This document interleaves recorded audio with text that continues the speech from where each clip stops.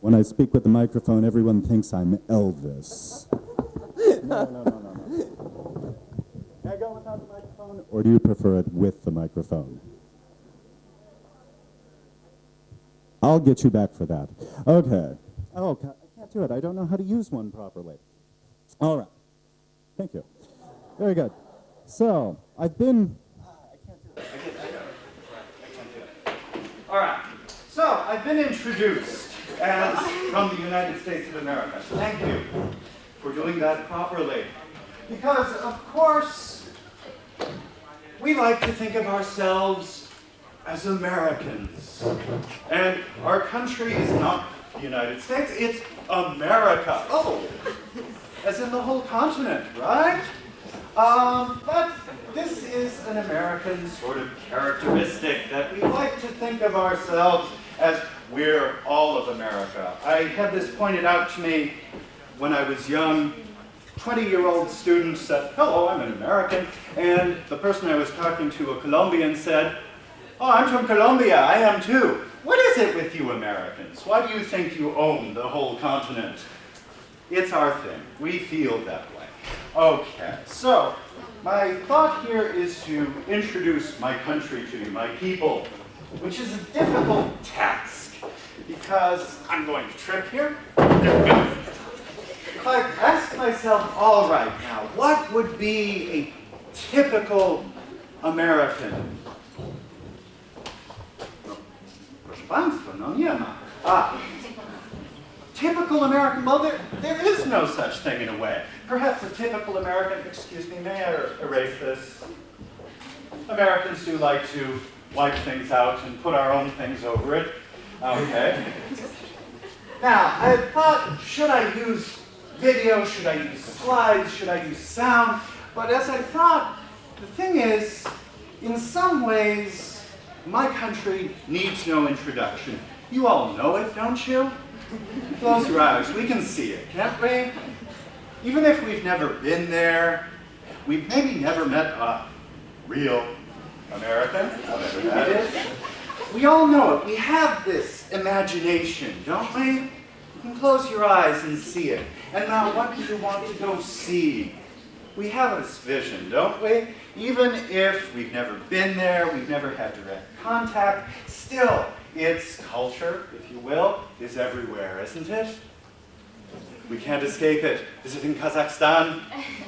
Of course, we're there, aren't we? Is it here in Poland? Are we here? Oh, yes. Are we in Spain? Are we in Peru? Are we everywhere? Yes, we are. But the question is now, what do you see? And is that real? Real? Well, as I like to think of it, anytime you ask any question about the United States, about its culture, about its people, about its this, about its that, the answer is going to be yes. And the answer is going to be no. So, I say, okay, the United States. I hate to say America, because there's a big America out there that isn't the United States. What do you see?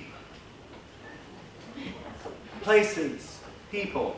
What do you see? Help me, help me. I know what I see. Anything? McDonald's! Of course. Is McDonald's everywhere? It is. Do Americans eat at McDonald's? They do. Unless they don't. Okay. So McDonald's, what else? So, you're going on an imaginary trip now to my country, and you're going to get off the plane, and the first thing you're going to do is run for McDonald's, right? You want to experience something different. So where are you going to go in your fantasy trip? New York, thank you. Great. You're going to New York. It would be a crime if you didn't go to New York. New York is fabulous. Is it typical America? No. It's New York. And New York is New York is New York. We've all seen it, haven't we? On television? We've seen it. We've seen it. It's the real New York, right? Can you imagine someone keeping chickens in New York? Well, there's actually a very real story about this. I regard this, I heard this from a friend of mine in New York, a typical New York story in a way. In one of the neighborhoods of New York, New York is not just Manhattan. New York is not just Times Square. New York is not just the Statue of Liberty and muggings and shootings. No, New York is also a city of neighborhoods with people from everywhere. New York public schools teach classes in over 100 languages, believe it or not. But in New York, an event happened. There was a nice family that in their little front yard, in their nice New York neighborhood, kept chickens. Sure. And all the people in the neighborhood knew the chickens. It was a friendly thing. People would come and see the chickens. Hey, look at the chickens. One day, someone stole Eddie, the chicken. Eddie, the chicken was stolen? Oh no! The neighborhood now, New York, giant metropolis, 7 million people in the city, 15 million people, that's bigger than a country, son. In the metropolitan area, the neighborhood says, oh my God, someone stole Eddie the chicken. And so the neighborhood mobilized. They set out a search committee. Posters are put up, have you seen Eddie? The neighborhood mobilized. People are talking, oh, did you get me? No, I haven't seen Eddie. And finally, after a few days, an embarrassed young man comes to the door. I found Eddie. It wasn't me. It was my friends took him. It was a joke. Here's Eddie.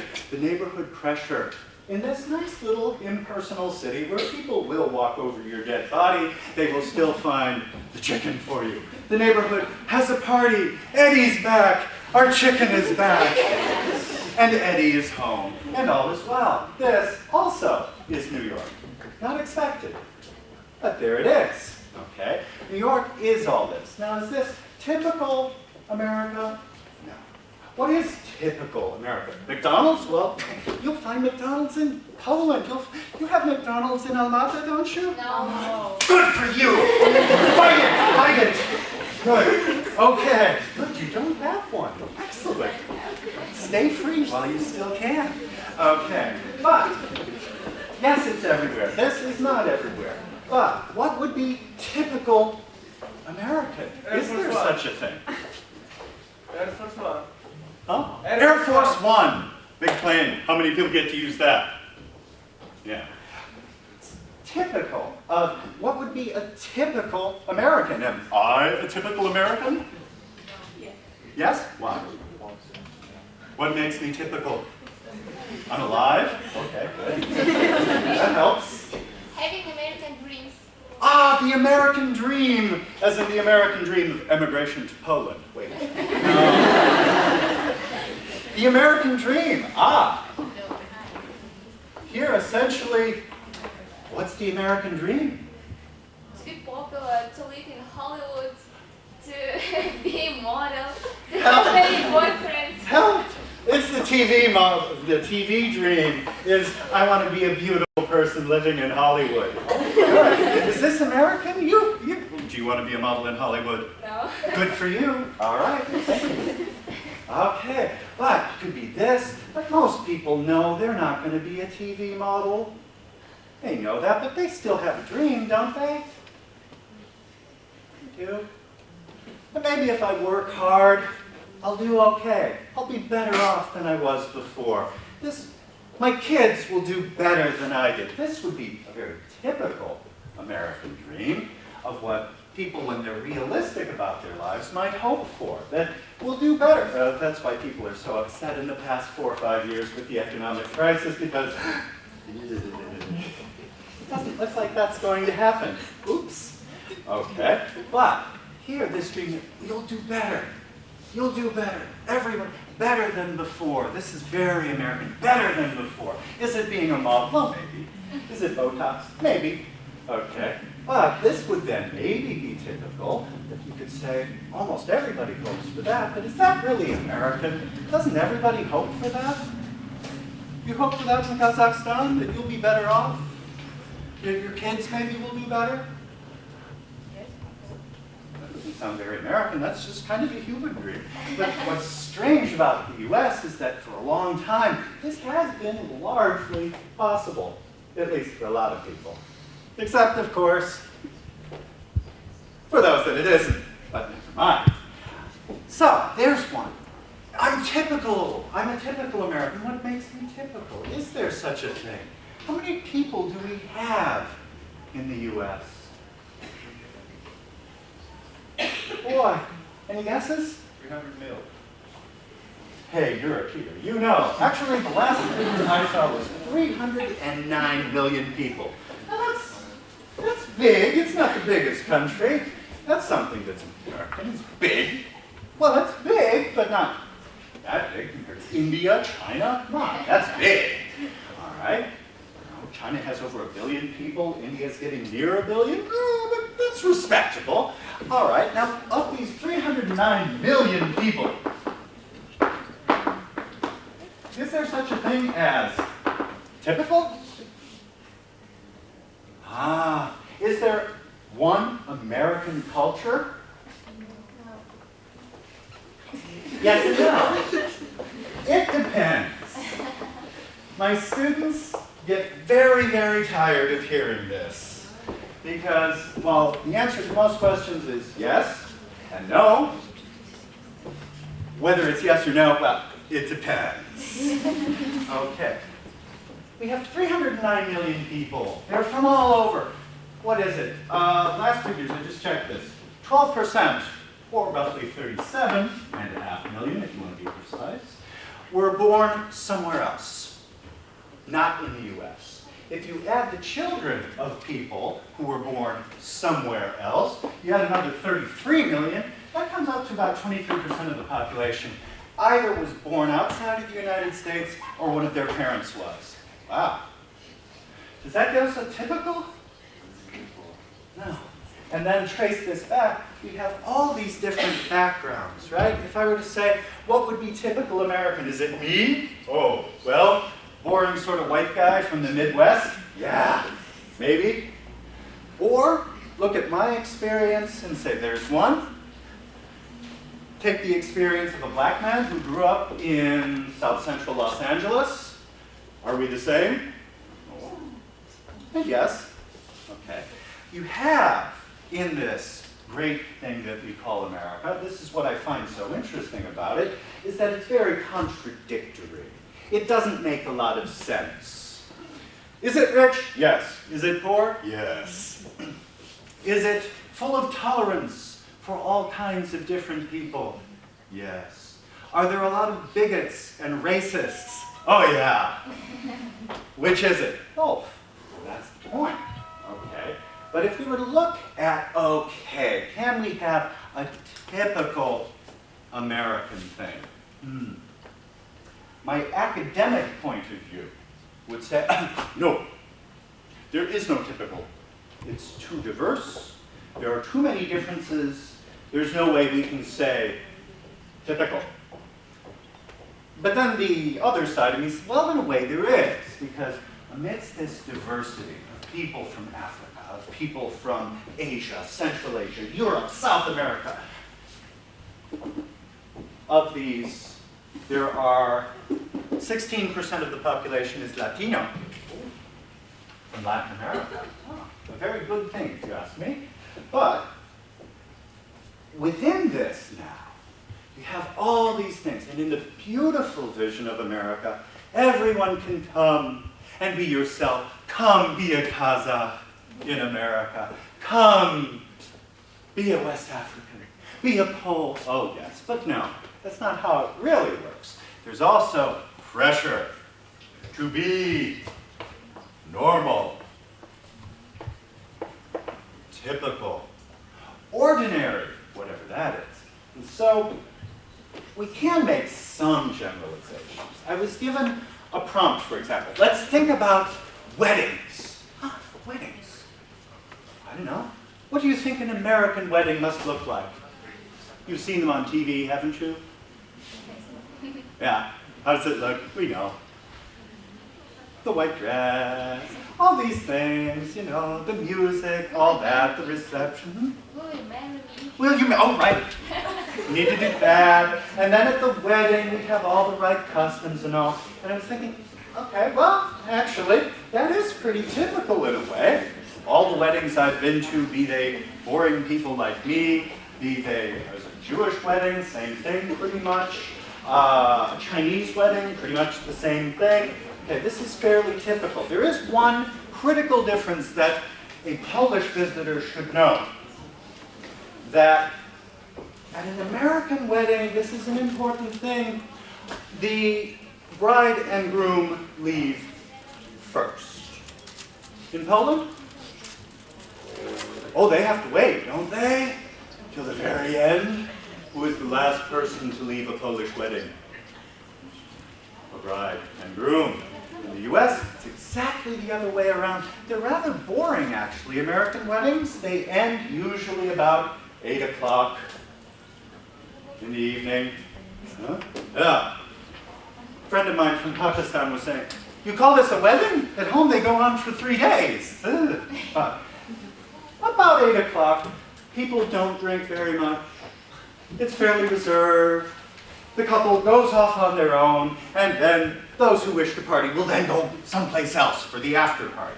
Now this is fairly typical. Why, if we're getting towards things that aren't sort of typical American behavior, which is where I want to try to go here, why would you let the bride and groom go first? You must wait until they go. My uncle was here at our Polish wedding, and he was, when are they ever going to leave? Midnight. Oh my God. Finally, I explained to him, oh, by the way, Uncle Marty, you go first. Oh, okay. But it's a minor difference. Wouldn't get you in big trouble or anything, but it is pretty much everywhere. Now, why would we do that? Why would we do it that way? Isn't the party supposed to be about the newlywed couple? No. But here's an American sort of thing that if we want to get at what might be typical, well, who are we being considerate of? We're thinking about, well, maybe these two newly married people would like to be alone together. Maybe. So let's let them go away, and those of us who wish to party will continue. Okay. But this now gets at some characteristics of, if you will, typical American behavior. Americans smile, don't we? We do. Americans like to smile, yes? Why?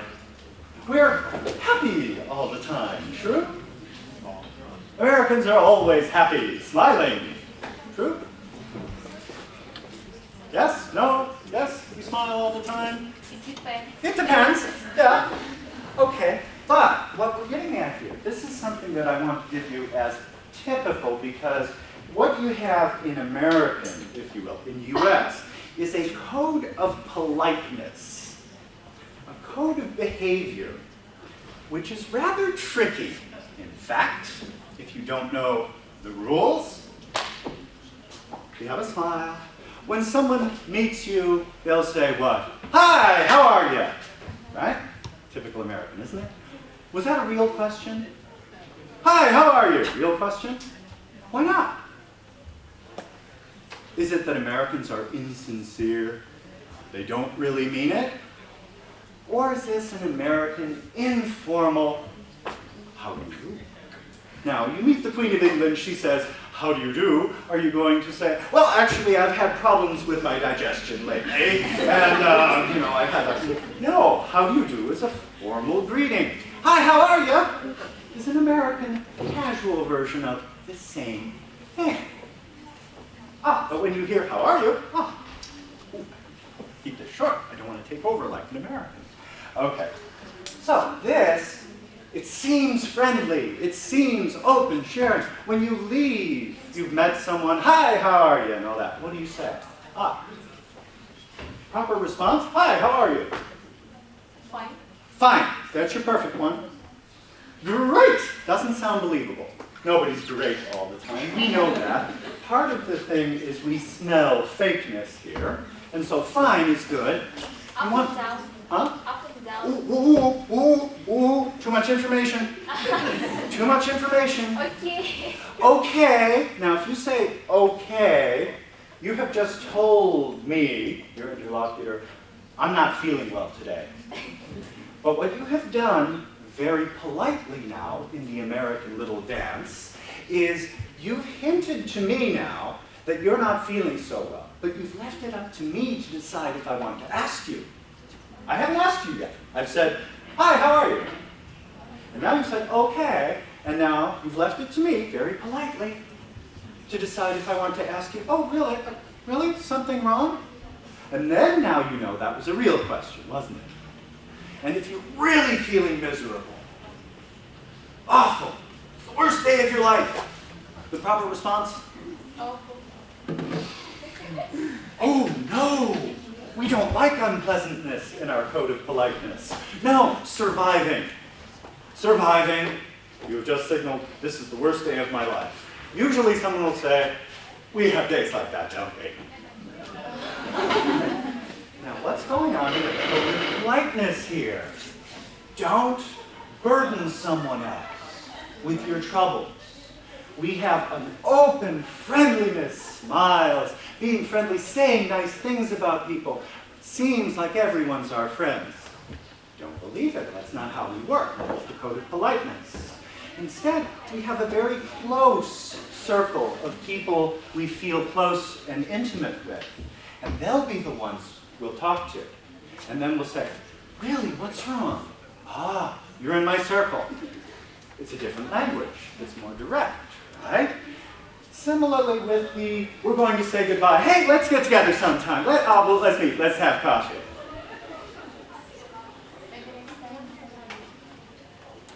Yeah, great. Sounds good. Sounds good. Like the Queen said, oh yes, this was so lovely. We must meet again sometime. Really, you're going to wait for the formal invitation, aren't you?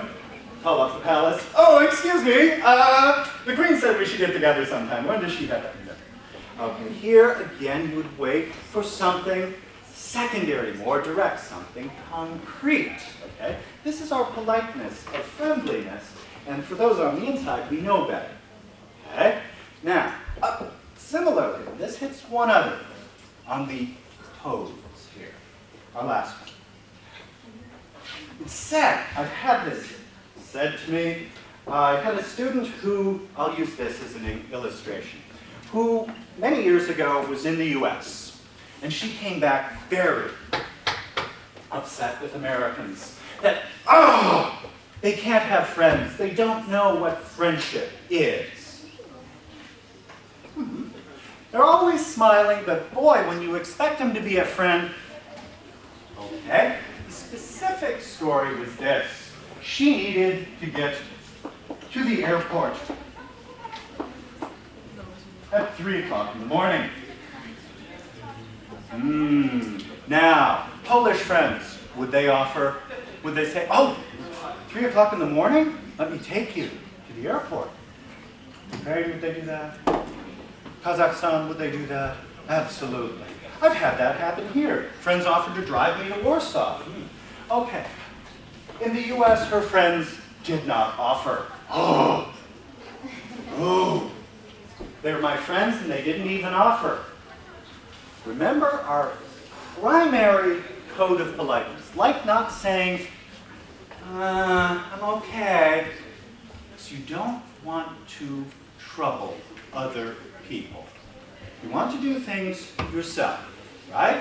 And so now my response to that is that, well, from an American friendship point of view, a real friend would never ask for something like that. A friend would say, if a friend offered, and I had done this, a friend of mine in Chicago needed to get to the airport not at 3 but 4 in the morning, and I offered to give him a ride, and like a good friend, he said, don't be stupid, stay in bed, I'll take a taxi. And now the real friend in the American context would not want to burden another friend. We have difference here, don't we? It is a bit different, okay? But this largely, even within friendships, all this, we have a certain distance and a certain desire to be independent. Right? And so, this perhaps would be typical. Okay? But then again, it depends. Because it depends on who you talk to and who it is. Because we could have someone from a very different cultural background who would say, absolutely, absolutely, absolutely, absolutely. It depends. The typical American doesn't really exist. And my advice, then, for anyone who would want to go, who would go, I am always surprised, I'm out of time too, by what I find. They said that a traveler will see what you know. So leave the conceptions behind and go with open eyes. I am always surprised when I go and see things. Where did that come from? I have no idea. Constantly surprising. But here's my joke. Sorry for going too long.